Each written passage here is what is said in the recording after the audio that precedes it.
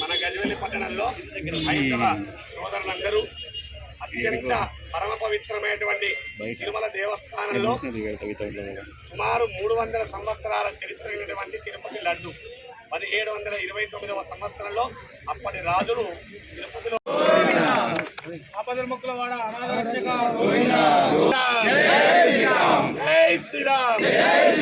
హిందువుల ఐక్యత హిందువుల ఐక్యత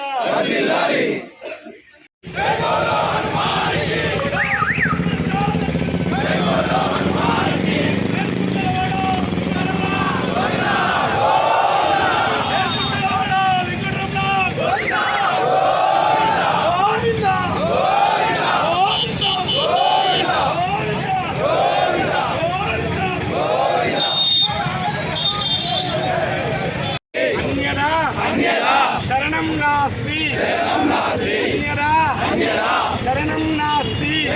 నాస్తి ఎవరైతే ఈ లడ్డూ ప్రసాదాన్ని కుటిల బుద్ధితో అపవిత్రం చేసినారో వారిని వారి బుద్ధిని శిక్షించండి. ఏ వ్యక్తిని శిక్షించకండి. వాళ్ళ మనస్సులో ఇటువంటి చెడు భావాలు రాకుండా వారి మనస్సును శుద్ధి చేయండి. సమస్త లోకాలను మీరు చల్లగా కాపాడాలి. అపరాధ సహస్రాణి క్రియంతే అహర్నిశం దాసోయం మత్వా క్షమస్వ జనార్దన క్షమస్వ శ్రీనివాస ఏడుకొండలవాడ వెంకటరమణ గోవింద గోవింద జై శ్రీమన్నారాయణ. సోదరులందరూ కూడా అత్యంత పరమ పవిత్రమైనటువంటి కలియుగ దైవమైనటువంటి వెంకటేశ్వర స్వామి ఎంతో మందికి ఆపదల మొక్కులవాడు, నిరంతరం ఈ కలియుగాన్ని రక్షిస్తున్నటువంటి దేవాది దేవుడైనటువంటి పరమాత్మ ఆ కలియుగ వరదుడు తీసుకొని ఆయన తీసుకొని నిజంగా అడ్డం పెడతారా.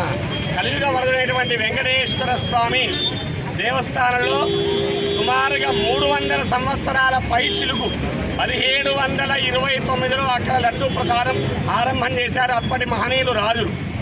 వాళ్ళు అప్పటి నుండి లడ్డూకు ఒక ప్రత్యేకత.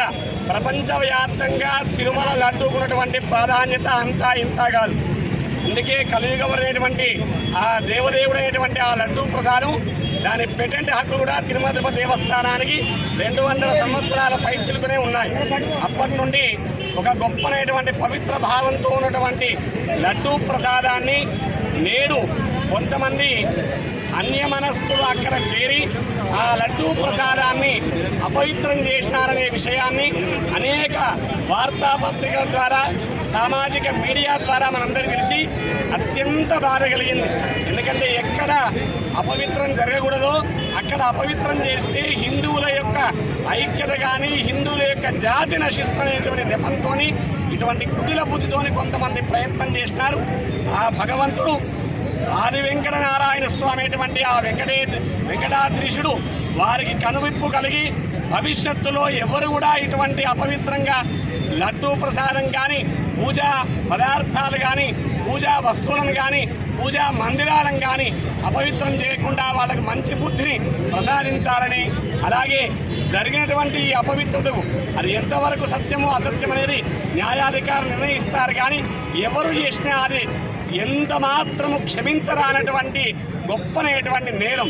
కాబట్టి ఆ కలియుగ వరదునైనటువంటి వెంకటేశ్వర స్వామి మనమందరం ఒక్కసారి క్షమాపార్థన చెప్పుకొని, స్వామి మానవులు దుర్బుద్ధి గల వాళ్ళు ఎవరో ఈ పని చేస్తున్నారు కాబట్టి దయచేసి ఇది ఒక అపవిత్రం చేసిన వాళ్ళను మాత్రమే శిక్షించి దుష్ట శిక్షణ శిష్టరాక్షణ నిమిత్తమై మీరు వారిని శిక్షించండి. కానీ లోకంలో ఉన్నటువంటి ఎంతోమంది అమాయకులు దానికి బలియకుండా ఉండడానికి మీరు మమ్మల్ని దీవించాలని మనసారా కోరుకుంటూ ఒకసారి అందరూ గట్టిగా చేయలాగొట్టండి.